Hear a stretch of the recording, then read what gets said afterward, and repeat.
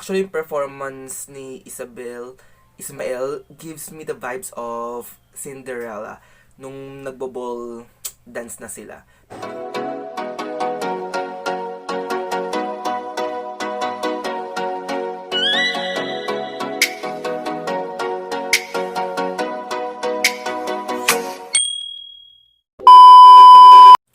What's going on, guys? ProjectJohnRey here and welcome back to my channel. So dito na ako nag-shoot sa baba. Makikita niyo art materials ko dyan. Umaga na kasi. Yun nga, dito na ako sa baba nag-shoot ng intro tsaka outro kasi nga dalawang fashion illustration yung ginawa ko today. Yung isa is for Iloilo and isa is for Parañaque. Yun. Nag-start ako mag-sketch 12 AM at tatapos ako mga alas 7 na. 7 hours for 2 fashion illustrations. Anyway, I would like to congratulate Miss Ysabelle Ysmael for representing Parañaque and winning Miss Philippines 2020 first runner-up. Ang ganda ng performance nito.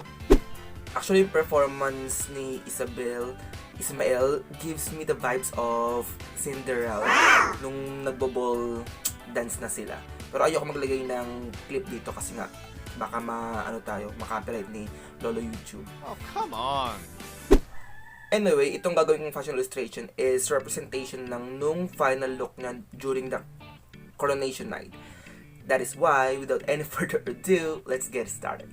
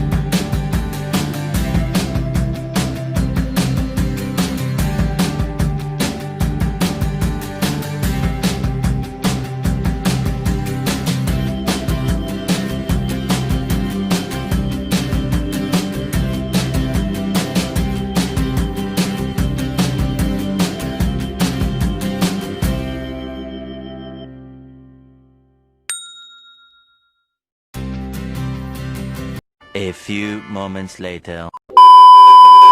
So that's it for today's project, guys. I hope that you love our video today. Have fun doing your own project.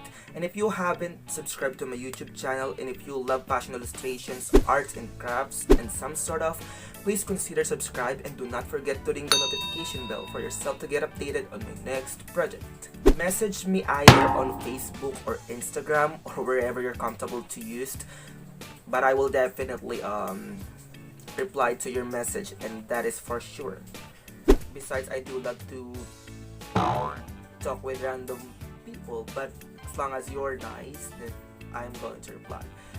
And yeah, have fun doing your own project, and I'm gonna see you next time.